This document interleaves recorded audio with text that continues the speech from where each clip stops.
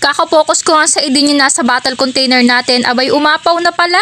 Double chocolate nga ang niluluto natin ngayong araw at naipakita ko na naman sa inyo kung paano ko to gawin. Maya hot cake mix nga ang ginamit ko dito at nilagyan ko siya ng cocoa powder para ma-achieve natin yung double chocolate. At dito nga sa part na to ay last batch na ng pagluluto natin, kaya naman medyo nahihirapan akong palabasin yung butter natin sa bottle container natin at medyo malapot ang pagkakagawa natin, pero mas okay na to kaysa sa malabnaw. Itinataktak ko na nga dyan pilit yung ating bottle container at sayang naman kung hindi natin maluluto ay makakaisang mini donut pa tayo dun. Mindset ba? Mindset. Kaya naman nung hindi talaga siya lumabas ay kumuha na ako spatula para naman sa idin yung nasa loob at sayang naman medyo marami pa talaga. At habang nga sinasaid ko na spatula yung nasa loob ng bottle container ay hindi ko namamalayan umaapaw na pala yung mga nilagay ko. Nyos ko dahil wala na sa focus si motherhood. Nagulat na lang talaga ako nung napansin kong parang aapaw na sa ating donut maker yung ating nilagay na mini donut. Nyos ko dahil kaya naman pagkatapos ko sa idin ay dali-dali ko na yung tinakpan. Bahala na si Batman kung ano ang kalalabasan. Paano ba naman? Bukod sa napakainit ito ay napakagaling din magluto ng ating donut maker. Wala pa nga 2 to 3 minutes ay talagang makakaluto ka na talaga ng mini donut din eh. After ko nga masaid yun nasa bottle container ay dali-dali ko na rin tinakpan at chinek ko pa nga kung ano nang kinalabasan nito. Naku po, at eto na nga po ang nangyari. Pero huwag kayong mag-alala at gugupitin na lang natin yung mga naging excess sa gilid. Buti na lang nga at humulma pa rin siya ng pagka mini donut at talaga namang kumayat na kanina. Binaligtad ko na nga lang muna siya para naman maluto rin na maigi yung kabilang side naman. Mas maganda pa rin talaga kapag binabaligtad kasi umaalsa pa rin yung kabila. At pag binaligtad mo nga siya, syempre babantayan mo rin siya at pangit din ang ma-over toasted kasi natigas ang mini donut natin. Naranasan ko na kasi dati yun, nakalimutan ko may sinasalang pa pala ako at nakalimutan ko siya na matagal. Nung kinuha ko siya, aba, ay antigas-tigas na, hindi na pwedeng ibenta. Kaya naman dapat orasan mo rin ang pagluluto ng mini donut, ganun.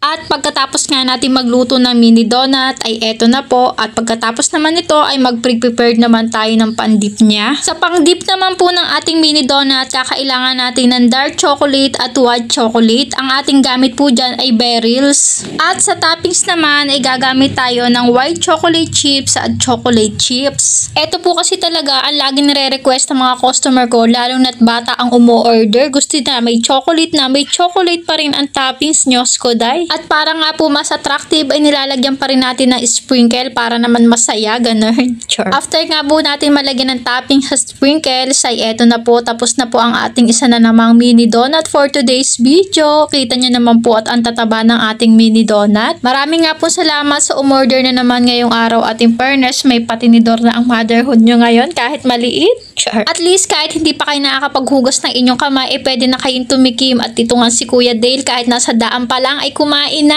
Galing pa nga daw siya ng school nang dumaan sa amin at hindi na nakapaghintay i-deliver sa kanila at gusto niya na daw matikman ang ating mini donut. Maraming salamat sa pag-order Kuya Dale at hindi mo na talaga tinira ng mama mo. Nyos ko dahil.